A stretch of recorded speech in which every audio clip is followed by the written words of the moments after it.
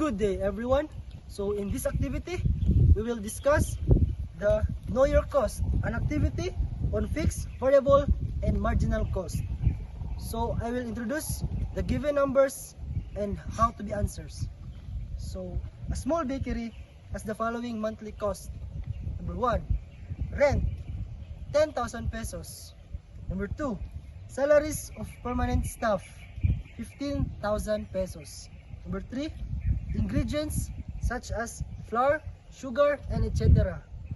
20 pesos per load of bread. And lastly, electricity 2,000 pesos. According to the given problem, if the bakery produces 1,000 loaves in a month, what is its fixed cost? The fixed costs are the costs that do not change with the number of loaves produced. The fixed costs are rent, salaries of permanent sales, staff and electricity.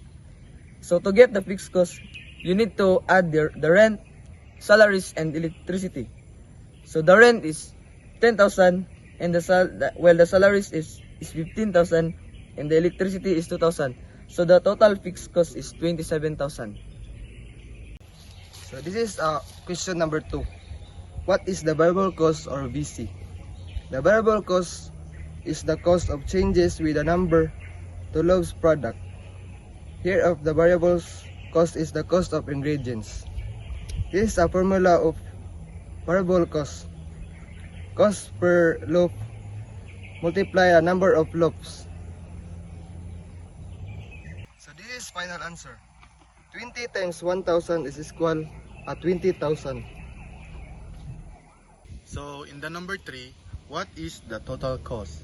The total cost is the sum of the fixed cost and the variable cost.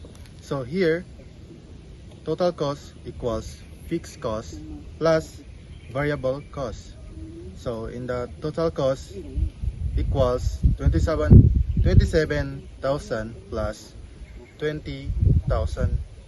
So in equals 47,000.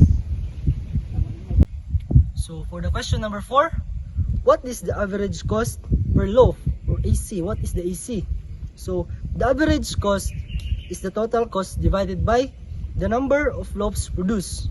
So meaning TC over number of loaves.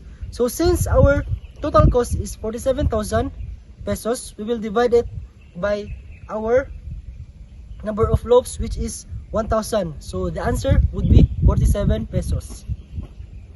For the last question, if the bakery increased production to 101 loaves and the additional cost of the one loaf is 20 pesos, what is the marginal cost?